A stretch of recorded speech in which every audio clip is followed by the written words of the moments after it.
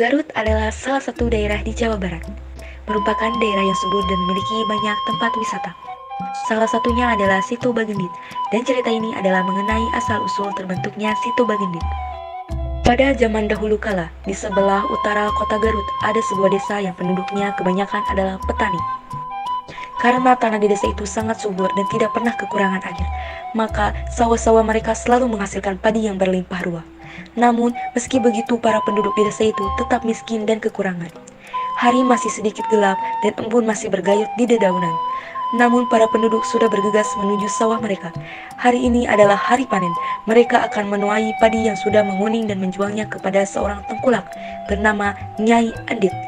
Nyai Endit adalah orang terkaya di desa itu. Rumahnya mewah, lumbung padinya sangat luas karena harus cukup menampung padi yang dibelinya dari seluruh petani di desa itu. Ya, seluruh petani, dan bukan dengan sukarela, para petani itu menjual hasil panen kepada Nyai Endit.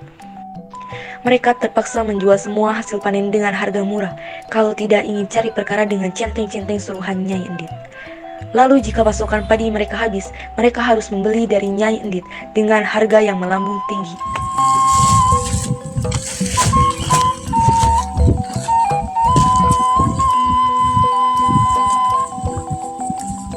Wah, kapan ya nasib kita berubah?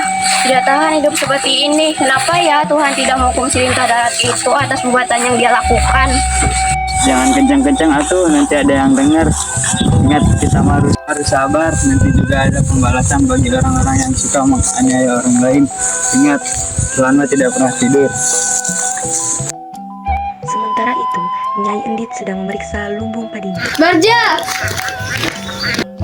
Apakah semua padi sudah dibeli? Beres nih, boleh diperiksa lagi lumbungnya.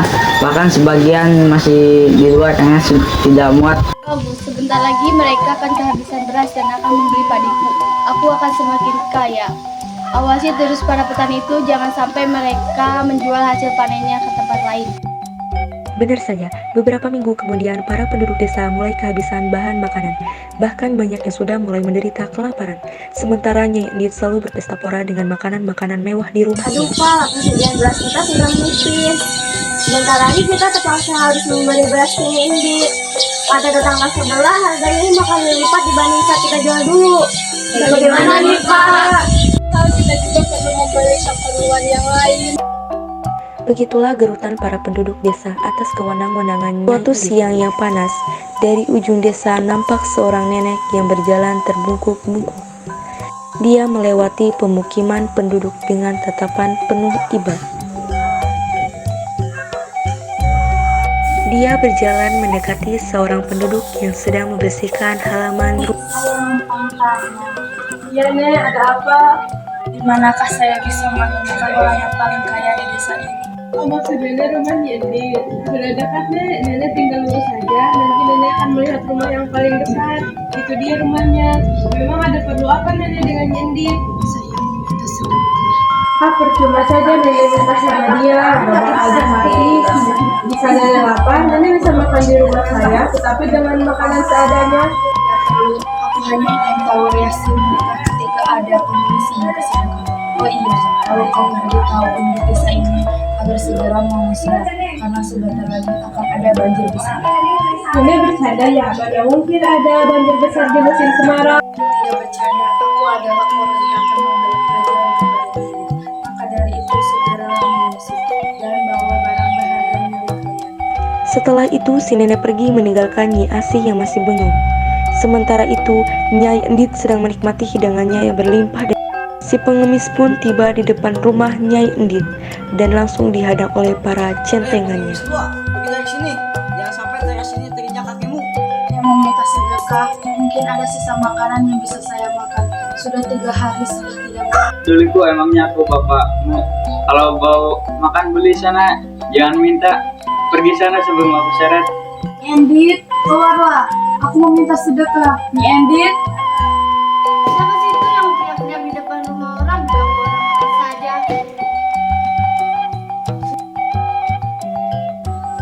Hei, nenek tua. Kenapa kamu teriak-teriak di depan rumah orang? Saya meminta sedekah. Sudah 3 hari saya tidak makan. Nah, nggak makan kok minta ke aku? Sana pergi, nanti banyak lalat yang menyium baumu. Hei Endit, selama ini Tuhan memberimu rezeki yang berlimpah, tapi kau tidak bersyukur. Kau kikir, sementara penduduk desa ini kelaparan, kau malah menghambur-hamburkan makanan.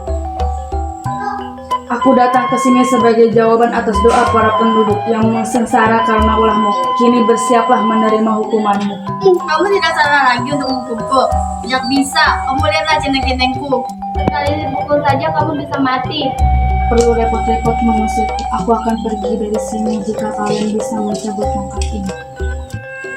Dasar nenek gila, apa susahnya nyabut tongkat? Tanpa tenaga pun aku bisa. Sialan, centeng cabut tongkat ini. Jangan sampai tongkat ini tidak tercabut, nanti gaji kalian ku potong. Centeng-centeng itu mencoba mencabut tongkat si nenek, namun meski sudah ditarik oleh 2 orang, tongkat itu tetap tidak bergeming. Haha, kalian tidak berhasil. Tenaga kalian tidak seberapa. Lihat, aku akan mencabut tongkat ini. Endit, inilah hukuman buatmu.